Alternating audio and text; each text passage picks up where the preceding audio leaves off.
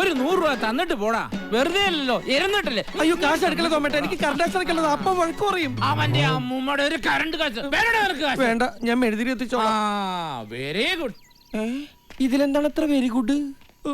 കുടിക്കുന്ന കള്ള് മുഴുവൻ അയാളുടെ നവദ്വാരങ്ങളിൽ കൂടി പുറത്തു പോണേ കർത്താവേ. ഓസാണെങ്കിൽ എന്താ ഗ്യാസ് ഒക്കെ അല്ലേ? ഗവൺമെന്റ് ഹോസ്പിറ്റൽ ഡോക്ടർ ആണോ? Doctor Pisharody MBBS. നല്ല കൈപ്പിന്നുള്ള ആളാണോ. ഒരു മിനറൽ വാട്ടർ. ഒരു മിനറൽ വാട്ടർ 15 രൂപ. ഞങ്ങളുടെ നാട്ടിൽ വന്ന് ഇത്തിരി വെള്ളം കുടിക്കുന്നതിന് ഡോക്ടർക്ക് കാശാ. ഡോക്ടർ എനിക്ക് തീർത്താ തീരാത്ത കടപ്പാടുണ്ട്. നിങ്ങളുടെ വേണ്ടപ്പെട്ട ബന്ധുക്കളുടെ ആരുടെയെങ്കിലും ജീവൻ ഞാൻ രക്ഷിച്ചിട്ടുണ്ടോ? അതിനേക്കാൾ വലിയ കാര്യമാണ് അങ്ങ് ചെയ്തുകൊണ്ടിരിക്കുന്നത്. എന്റെ ജീവിതവും ബിസിനസ്സും പച്ച പിടിച്ച എന്റെ കാരണക്കാരൻ ഡോക്ടറാണ്. എന്റെ കട ഇത്രക്ക് ഡെവലപ്പ് ആയത് ഡോക്ടർ വന്നതിന് ശേഷമാണ്. എന്റെ കടയിൽ കയറി ഒന്ന് ബ്ലസ് ചെയ്തിട്ട് പോണം പ്ലീസ്. ഏതാ തന്റെ കട? മെഡിക്കൽ ഷോപ്പ് ആയിരിക്കും. അല്ല, ആ കാണുന്ന പാക്കിംഗ് കേസ് ഷോപ്പാ.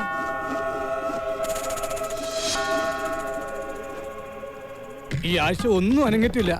ആഴ്ചയിൽ ഓരോ ഓപ്പറേഷനും നടത്തിക്കൂടെ? മെഡിക്കൽ ഷോപ്പിൽ തരുന്ന പോലെ TV പിടിച്ച് തരാനുള്ള പാകം എനിക്കില്ല. എന്നാലും ആയതുപോലെ ചെയ്തോളാം. ഒന്ന് ഉത്സാഹിക്കണേ. ഞാനിപ്പോ വരാ. അപ്പൊ തന്നെ മോനൊരു കുഞ്ഞു പെട്ടിയെടുത്ത് കൊഞ്ചു കുത്തിക്കളി. കൊച്ചിന് പെട്ടിയെടുത്ത് ഒന്നും രണ്ടും അല്ല. ഈ മാസം വാടകയും കൂട്ടി 4 മാസം വാടക തരാനുള്ളത്. ഓ എന്റെ ചേട്ടത്തി എല്ലാം കൂടി ഒരുമിച്ച് എപ്പോഴെങ്കിലും തരാം. എപ്പോഴെങ്കിലും തരാന്നോ?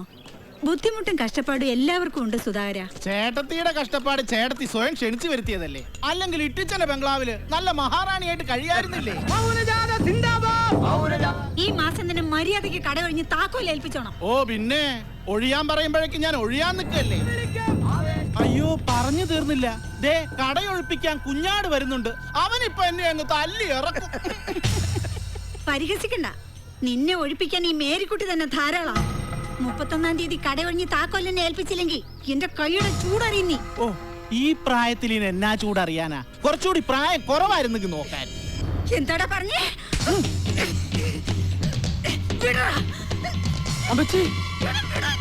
അമ്മച്ചി വേണ്ട, അയാള് വിട്ടേക്ക്. ഒന്നും ചെയ്യില്ലട്ടാ. നീ ചെവിയിൽ നുള്ളിക്കോ സുധാകര. നിന്നെ ഒഴിപ്പിക്കാൻ പറ്റൂ? ഞാനൊന്ന് നോക്കട്ടെ. ഇവിടെ നിയമം കോടതിയുണ്ട്. അമ്മച്ചി ആവേശത്തിൽ ഇങ്ങനെയൊന്നും പറയല്ലേ. അമ്മച്ചി ഓരോന്ന് പറഞ്ഞ് അയാൾക്ക് വല്ല ദേഷ്യം വന്നിട്ട് എനിക്കിട്ടായിരിക്കും കിട്ടണത്. ഞാൻ ഇടയ്ക്കിടയ്ക്ക് വരുന്ന സ്ഥലം അത്. എപ്പോ നോക്കിയാലും ആളുകൾ മുഴുവൻ എനിക്കിട്ടാണ് ഇരിക്കുന്നത്. നീ ഇങ്ങനെ ഒരു പാവത്താനായതുകൊണ്ടാ അവനൊക്കെ ഇത്ര അഹങ്കാരം.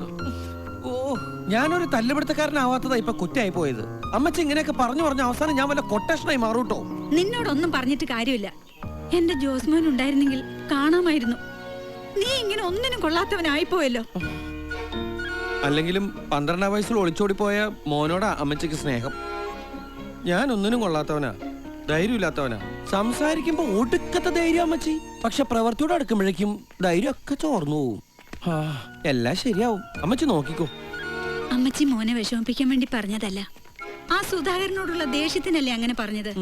റോഡാകുമ്പോ കുണ്ടും കുഴിയൊക്കെ ഉണ്ടാവും. അതല്ല, കുണ്ടുകുഴി വെച്ച് അന്വേഷിക്കുന്നുണ്ട്. ആണോ? അമ്മച്ചി നടന്നോ, ഞാൻ അച്ഛനെ കണ്ടിട്ട് വരാം.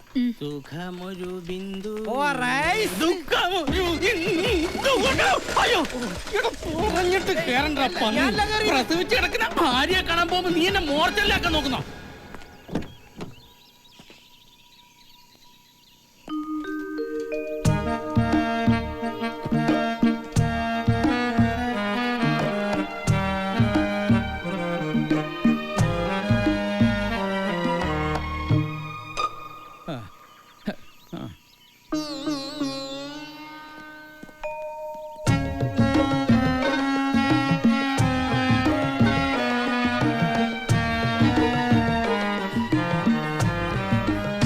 കർത്താവേ, അളിയോ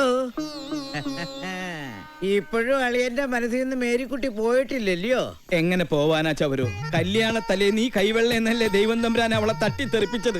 അതങ്ങനെ ദൈവത്തിന് നിരക്കാത്ത പണിയല്ലയോ കാണിച്ചു. വീട്ടുവേലക്കാരിയെ ജീവിതകാലം മുഴുവൻ ചുമക്കാനും നിന്നെ പോലുള്ള ഊച്ചാളികളെ അളിയാന്ന് വിളിക്കാനുമാണ് എന്റെ വിധി. നന്നായി പോയി. മേരിക്കുട്ടിയുമായി ആത്മാർത്ഥമായ സ്നേഹമുണ്ടായിരുന്നെങ്കിൽ വേലക്കാരത്തേക്ക് വയറ്റിലുണ്ടാക്കാൻ പോകുമായിരുന്നോ? നല്ല സദ്യ ഉണ്ടായിരിക്കുമ്പോ കട്ട് കപ്പ പറിക്കാൻ പോയി എങ്ങനെ ഇരിക്കും? എന്റെ പെങ്ങള് ബുദ്ധിമതി ആയതുകൊണ്ട് മേരിക്കുട്ടിയോട് ചെന്ന് കാര്യം പറഞ്ഞു, കല്യാണം മുടങ്ങി. അളിയൻ ചതിച്ചതിന്റെ വാശി തീർക്കാൻ മേരിക്കുട്ടി കപ്പിയാരെ അങ്ങ് കെട്ടി. അതിന് മേരിക്കുട്ടിയെ ഞാൻ കുറ്റം പറയില്ല. എല്ലാം അളിയന്റെ കുറ്റം തന്നെയാ. നീ ഇതെങ്ങോട്ടാ പോണേ? കള്ളും പുറത്ത് അങ്ങനെ ഒരു അബദ്ധം പറ്റിയതിന് നീയും നിന്റെ വീട്ടുകാരും കൂടി അവളെ എന്റെ തലയെ കെട്ടിവെച്ചില്ലേ? ഒരു ജീവിതം പോയില്ലേ? നീ കാറി കയറണ്ട, നടന്നു പോയാ മതി. എന്താ? ബെൻസി കയറാൻ പറ്റിയൊരു സാധനം. ആ, എന്റെ അളിയ പണ്ടം കണ്ടോ നടന്ന കാര്യം പറഞ്ഞോണ്ട് അളിയൻ ഇങ്ങനെ ആ മേരിക്കുട്ടിയെ കണ്ട ഏതാ കുഴപ്പം? പെട്ടെന്ന് ഭ്രാന്തളകും. എത്രയോ എടാ കുഞ്ഞാടെ, നിന്റെ അച്ഛനടാ. എടാ, വളമയം പറഞ്ഞേ. ഞാനാണ് കുട്ടികളുടെ ചെണ്ട വരണവന് പോണവനൊക്കെ അടിക്കാൻ. ഓഹോ, ചെറുത്താന്റെ വണ്ടി വന്നു. നിനക്കറിയോ നിന്റെ അമ്മയുടെ മേരിക്കുട്ടിയുടെ ഓർമ്മയ്ക്കാ എന്റെ മോൾക്ക് ഞാൻ മേരിന്ന് പേരിട്ടത്. എന്റെ ഭാര്യ എതിർത്തു, ബന്ധുക്കൾ പരിഹസിച്ചു, ഒന്നും ഞാൻ കാര്യാക്കിയില്ല. അത്രയ്ക്ക് മനസ്സിൽ കൊണ്ടു നടന്നതാ ഞാൻ നിന്റെ അമ്മയെ. ഇപ്പൊ നിന്റെ മനസ്സിലും എന്റെ മോളുണ്ടെന്ന് എനിക്കറിയാം. നീ അവളെ സ്നേഹിക്കണം. ഞാൻ മേരിക്കുട്ടിയെ സ്നേഹിച്ചതുപോലെ ഒരുപാട് ഒരുപാട് സ്നേഹിക്കണം. അവളില്ലാതെ നിനക്ക് ജീവിക്കാൻ പറ്റില്ല എന്നൊരവസ്ഥ വരുന്നത് വരെ സ്നേഹിക്കണം. എന്നിട്ട് വേണം എനിക്ക് അവളെ വേറൊരുത്തിന് കെട്ടിച്ചു കൊടുക്കാൻ.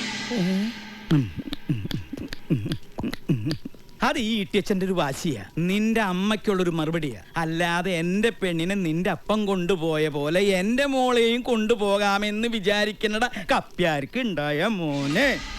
അങ്ങനെ നീ വിചാരിച്ചാ നിന്റെ നെഞ്ചത്തു കൂടെ ഈ ബെൻസുകാർ കയറ്റി നിന്നെ കൊല്ലും. ഇട്ടിച്ചായ, കഴിഞ്ഞ പ്രാവശ്യം ഇട്ടിച്ചായന്റെ മോൻ ജോണിക്കുട്ടി എന്നെ തല്ലിയതിനു ശേഷം മേരി അല്ല അവളുടെ നിഴലിനെ പോലും ഞാൻ കണ്ടിട്ടില്ല. നീ കാണണം, എന്നാലേ എന്റെ മോഹങ്ങൾ പൂവണി. കേൾക്കോളൂ. നല്ല ബഹുമാനമുള്ള പയ്യനാ. എന്നാ നീ നിന്റെ അമ്മേനെ അവന് കെട്ടിച്ചു കൊടുക്കടാ, എന്നിട്ട് അച്ഛാന്ന് വിളിക്കൂ. വണ്ടി വിടറാ.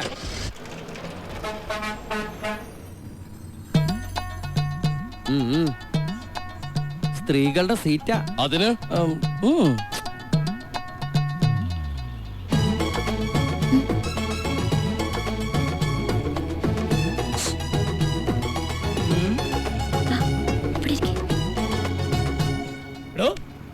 ആ കുട്ടി എത്ര നേരെ വിളിക്കുന്നേ? ചെന്നിരിക്കണോ? ചെല്ല്. എന്നിട്ട് വേണം ആളുകൾ അതും ഇതൊക്കെ പറയാൻ. പിന്നെ നിങ്ങൾ തമ്മിൽ ഇഷ്ടമാണെന്ന് നാട്ടുകാർക്ക് എല്ലാവർക്കും അറിയാം. പിന്നെ എന്തിനാണോ വെറുതെ നമ്പർ? ചെന്നിരിക്കേ. അതിരിക്കട്ടെ, രണ്ടുപേരും കൂടി എങ്ങോട്ടാണ്? ആ കുട്ടി എങ്ങോട്ടോ പോകുന്നു, ഞാൻ വേറെ എങ്ങോട്ടോ പോകുന്നു. ഓ, എന്നിട്ടാണല്ലേ രണ്ടുപേരും ഒരു സ്ഥലത്തേക്ക് ടിക്കറ്റ് എടുത്തിരിക്കുന്നത്? അതും റെയിൽവേ സ്റ്റേഷൻ ബസ് സ്റ്റോപ്പ്. കാക്കി കൊടുത്തുന്ന ക്വസ്റ്റ്യൻ ജലാധികാരം കണ്ടക്ടർക്കില്ലാട്ടാ. അല്ല, രണ്ടുപേരോട് ഒളിച്ചോടി പോകാണെന്ന് അറിയാൻ വേണ്ടി ചോദിച്ചതാണ്. ഓ, തല ഇറങ്ങിട്ട് വയ്യേ, തല ഇറങ്ങിട്ടാ. ഒന്ന് ഇരുന്നോട്ടെ സിസ്റ്റർ. സിസ്റ്റർ ചുമ്മാ ചുമ്മാ നമ്മൾ പരിചയമില്ലാത്ത പോലെ ഇരുന്നാ മതി. ബോഡി ടച്ച് ചെയ്യല്ലേ. അതെ, അവര് ഒളിച്ചോടി പോവാണോ? ആർക്കറിയാ? പിന്നെ സാധ്യത ഇല്ലാതില്ല.